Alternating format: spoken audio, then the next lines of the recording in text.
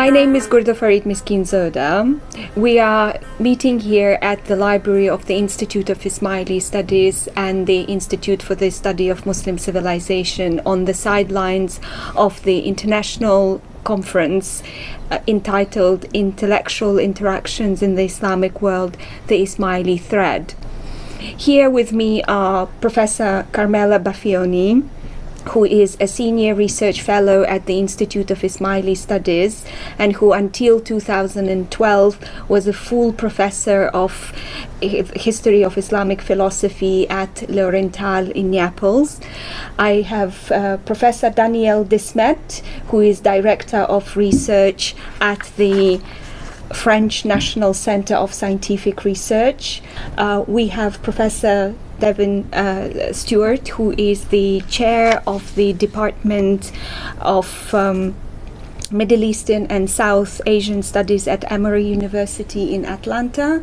And we have Dr. Orkhan Mir-Kasimov, who is Senior Research Associate at the Institute of Ismaili Studies. Perhaps I will start with you, Orkhan, because you are the organizer of the conference. Could you begin by telling us about the aims and aspirations of the conference? Yes. There is a growing number of studies of monographs dealing with the Ismaili intellectual heritage and with the mutual influence between the various branches of Ismailism and other currents of Islam. So the goal of this international conference is to provide a kind of panoramic outlook at the recent scholarship in this area, and also at the new research vistas in the field. And it is also expected that the conference will create some new collaborations between people working on in the different areas of Islamic studies along the Ismaili thread.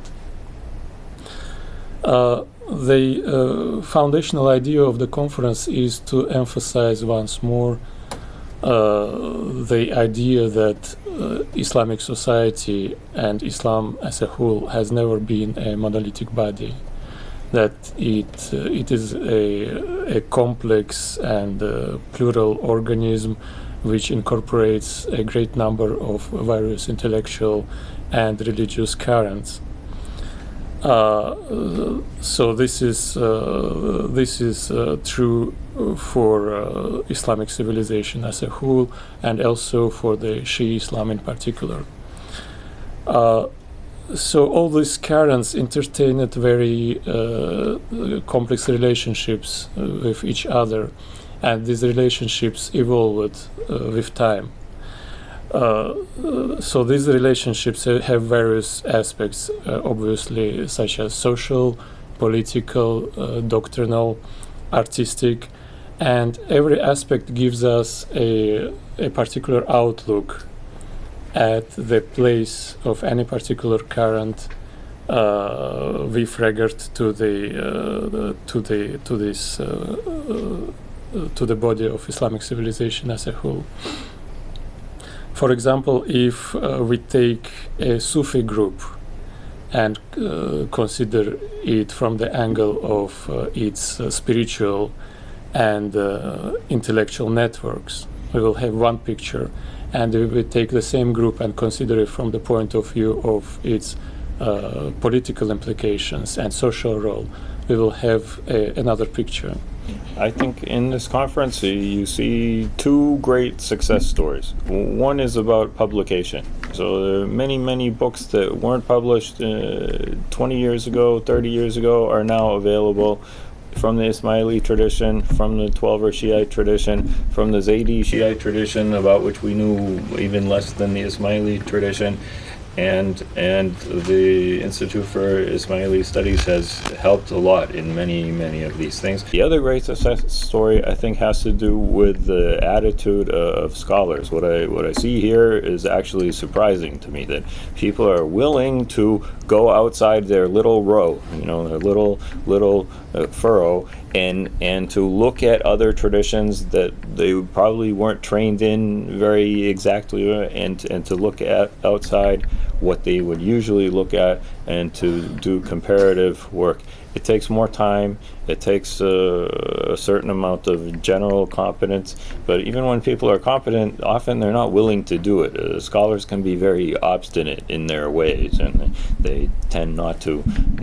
Once they get used to something, they often stick to that, and they don't want to change their views. But I've seen example after example of people doing different combinations that would not have been done 20 years ago.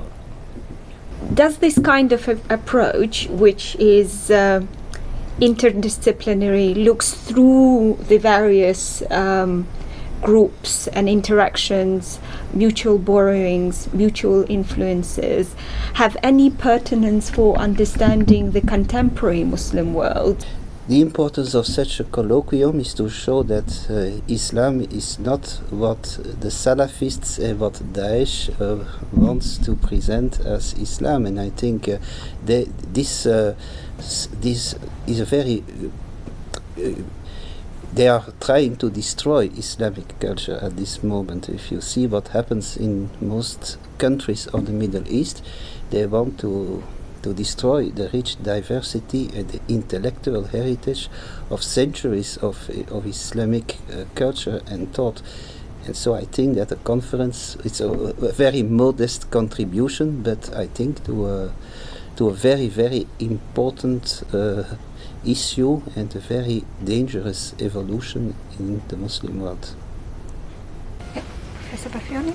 Yes, I think that in Islam, more than in other civilizations, perhaps the knowledge of the intellectual heritage, as Daniela just said, is very important. It's basic for the comprehension of actual Islam. But also from outside, the knowledge of what happened in the Middle Ages and later centuries is basic for understanding Islam today. With regard to the Ikhwan al-Safa, for instance, they could be used for a new rethinking by in contemporary times, rethinking of the heritage of the past, such as they have done with the Greek heritage, something that nowadays is done in Western Arabic world by, for instance, by Muhammad al-Jabiri.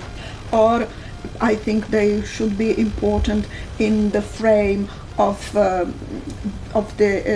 Quranic hermeneutic, because their use of Quran throughout the encyclopedia can bring to surprising interpretations sometimes. And finally, they are quite well known for their so-called tolerance, that it is an attempt of bringing in their own brotherhood, in their own intellectual vision, people and doctrines of different origin, and try to demonstrate that they can all coexist together.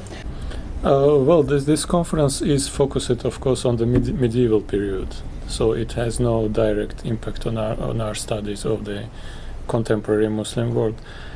But as I said, it emphasizes the view, the diversity and pluralism of the Islamic societies, which were an inherent feature of the Islam throughout the history. And it is very important to, because this conference shows that Islam is not a monolith, that there are many groups, a great diversity of points of view, of opinions on the most fundamental positions of Islam. this is probably something which is quite relevant and needs to be reminded in our actual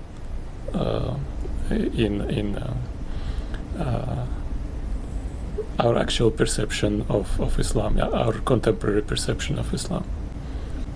I think the modern sectarian divides look very rigid from a certain point of view, and people forget that ideas don't stop at the border. You know, the ideas they cross over into other sects.